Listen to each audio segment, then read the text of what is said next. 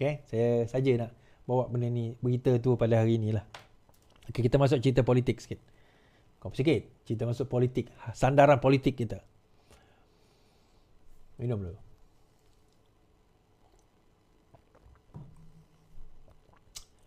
Baik. Menarik tuan-tuan. Perbahasan tentang siapa bakal Perdana Menteri sekiranya Perikatan Nasional menang dalam PRU ke-16 ataupun tukar kerajaan dalam masa terdekat. Kalau persoalan siapa Perdana Menteri ini menjadi satu polemik di kalangan Bersatu dan PAS sebenarnya. Dia bermula daripada apabila Muhyiddin Yassin mencadangkan nama Samsuri. Kita percaya pada waktu itu sebab Samsuri bertanding di Kemaman. Jadi kalau dia menang, untuk nak meredakan hati orang kata PAS, maka dia kata tidak salah pada masa akan datang Samsuri boleh jadi Perdana Menteri. Itu dia punya politik dia. Dikatakan juga itu untuk merapatkan lagi hubungan yang semakin renggang dan dingin di kalangan di antara Muhyiddin Yassin dan juga Hadi. Kita tahu Samsuri ini adalah orang Hadi. Dan sebab itu dia survive politik sehingga jadi menteri besar dan bakal Perdana Menteri kalau menang. Kerana apa tuan-tuan? Kerana dia adalah blue eye boy kepada Hadi. Dia adalah antara yang bukan, dia profesional, dia bukan ustaz. Tetapi dia boleh survive jauh di dalam politik PAS, terutama yang geng-geng PAS yang lebih mengutamakan ulama, so-called ulama lah, kepimpinan ulama daripada golongan-golongan profesional. Walaupun Samsuri itu sendiri dikatakan mempunyai beberapa kes yang skandal-skandal tertentu. Yang kita tak payah nak dedahkan kat sini, dah pun pernah didedahkan sebelum ini. Namun begitu, yang menariknya, pertanyaan ini. Muhyiddin layak jadi PM, kenapa nak pilih calon lain? Itu menurut Hamzah Zainuddin. Kerana sebelum ini, kalau kita baca, calon PM Ahmad Samsuri sedia pikul amanah jika diberi mandat. Ahli Parlimen Kemaman, Datuk Seri Ahmad Samsuri Mohtar sekali lagi menegaskan tidak pernah sekali-kali terlintas bercita-cita menjadi Perdana Menteri. Bagaimanapun, beliau sedia mempertimbangkan pada masa akan datang jika diberi amanah oleh parti dan juga rakyat. So Hamzah Zainuddin mempersoalkan dakwaan pihak luar yang menamakan pemimpin lain sebagai calon Perdana Menteri selain daripada Muhyiddin Yassin. Dia menjawab soalan mengenai dakwaan setengah pihak bahawa PN mempunyai calon lain seperti Samsuri Mohtar dan juga termasuk dirinya sendiri. Hamzah turut menafikan wujudnya situasi tidak gembira dalam kalangan ahli parti gabungan itu berhubung isu calon Perdana Menteri pembangkang. Dia menegaskan tidak adil untuk mengatakan Muhyiddin tidak layak kerana ahli Parlimen Pagut itu meletak jawatan sebagai Perdana Menteri setelah ahli Parlimen BN menarik diri. Adakah adil nak kata dia letak jawatan? Tidak, dia masih ada peluang. Muhyiddin adalah Presiden Bersatu. Apa masalah jika nak promosi dia sebagai Perdana Menteri?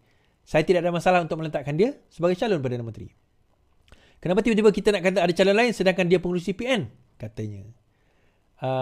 Tambahan ahli parlimen itu larut itu, PN akan mengumumkan calon Perdana Menteri mereka sekiranya gabungan itu berjaya menawan Putrajaya. Dalam masa yang sama, Hamzah juga menafikan perjumpaan antara pihaknya bersama Anwar Ibrahim untuk berunding mengenai jawatan dalam kerajaan. Malah dia bertegas mengatakan tidak pernah bertemu Anwar setelah Presiden PKI itu memegang jawatan Perdana Menteri. Dia turut menafikan dakwaan bahawa ada pemimpin bersatu lain berjumpa Anwar bagi tujuan yang sama. Itu fitnah. Saya tidak pernah berjumpa Anwar sejak dia menjadi Perdana Menteri, kata beliau. So, dua perkara kat sini. Yang pertama mengenai calon Perdana Menteri. Calon Perdana Menteri bagi saya untuk bersatu, sekarang ini, ini politik lah, ini wayang. Ini wayang. Wayang digembar-gemborkan sekonon-kononnya tidak ada calon lain. Bahawa calonnya hanyalah hanyalah Muhyiddin Yassin, tidak ada calon lain. Now, dia macam itik yang di atas tasik lah tuan-tuan. Dia badan dia relax, tapi kat bawah kaki dia macam ni. Sebenarnya pergolakan di dalam Perikatan Nasional ni memang dah lama dah. Dah retak menunggu belah, kita kata. Even camp yang kita kata di antara Muhyiddin Yassin dan juga Hamzah Zainuddin itu juga adalah benar. Itu juga adalah benar. Namun begitu, mereka kena buat muka seolah-olah mereka sekarang ini bersatu, mereka bekerjasama. Kenapa tuan-tuan? Yang pertama, mereka tak nak hilang kepercayaan ahli-ahli parlimen di dalam bersatu itu sendiri. Yang kedua, mereka kena dilihat kuat oleh PAS, rakan mereka sendiri. Yang ketiga, mereka kena dilihat kuat oleh rakyat. Kerana bila dilihat kuat oleh rakyat, maka mereka boleh dilihat sebagai pembangkang yang efisien, which is not. So tiga benda ini yang menjadikan mereka sebuah parti yang sentiasa berjaga-jaga sekarang ini. Berjaga-jaga erti kata mereka terpaksa bermuka-muka. Apa perkataan yang mereka kata dan tuturkan bakal backfire. Dan kalau backfire, sangat berbahaya kepada Parti Bersatu. Di peringkat akar umbi sendiri, ahli-ahli Bersatu sekarang ini bercakaran. Kita akan tengok video pada last kali nanti berkenaan dengan perkara ini. Tetapi di peringkat Bersatu, bukan last. Kejap lagi nanti kita mereka bercakaran di antara satu sama lain. Kan? Mereka bercakaran di antara satu sama lain. Dan boleh kita katakan sebenarnya dalam percakaran tersebut, dia dia bukan berada dan berlaku daripada peringkat bawahan. Dia juga berada dan berlaku sehingga pihak-pihak peringkat atasan. Perkembangan itu kerana ada sebilangan daripada mereka merasakan bahawa Muhyiddin Yassin tidak layak menjadi presiden lagi. Dia gagal jadi sebagai Perdana Menteri kerana letak jawatan. Dia gagal memegang peranan sewaktu Ismail Sabri menjadi Perdana Menteri. Dia gagal sebagai Ketua Pembangkang mengembalikan kerajaan kepada Perikatan Nasional. Dia gagal dalam membentuk kerajaan yang dijanji-janjikannya sebelum ini. So, daripada kalangan ahli namanya buruk. Daripada kalangan parti dia sendiri nama dia buruk. Daripada kalangan PAS di antara rakan di dalam partinya juga namanya buruk. Alright. Habis kat situ. Okay, saya nak bawa kenyataan daripada ini kes Snake Island. Ni kes Snake Island ni saya dah bahas panjang tadi. Cuma saya nak ulas secara langsung saja. Kes Snake Island, Hamzah mohon menghadap Agong Sultan Selangor. Ketua Pembangkang Hamzah Zainuddin akan mohon menghadap Yang di-Pertuan Agong susulan keputusan mahkamah. Hamzah kata dia akan juga memohon menghadap Sultan Selangor. Saya tak faham kenapa. Kami menyeru semua pihak berkepentingan duduk semeja tanpa dibatasi kesempatan politik bagi menjadikan hasrat ini. No. Tak perlu pun duduk. Ini bukan menggugat agama Islam pun. Tak perlu nak jumpa Agong, tak perlu jumpa Sultan. Ini adalah ketidakcekapan pihak undang-undang di negeri Kelantan dalam orang kata melaksanakan ataupun nak implement undang-undang mahkamah syariah. Bagi saya itu inkompetensi mereka. Bukan sesuatu yang orang kata yang terlalu besar lah sampai kita nak berjumpa, nak mengadakan meja bulat dan sebagainya. For me, dia bukannya orang kata bukan pressing pun. It's not pressing demand. Bukan satu perkara yang pressing sangat. Okay, sebab itu ni satu cadangan yang bagi saya banggang lah. Pindah segera perlembagaan. Beri DUN kuasa putus jenayah syariah, gesa Fadil.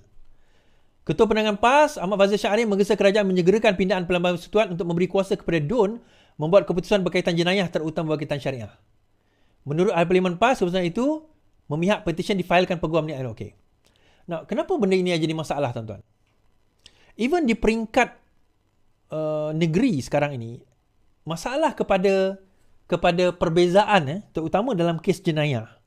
Kalau diputuskan di setiap negeri, negeri akan mempunyai kuasa yang berbeza.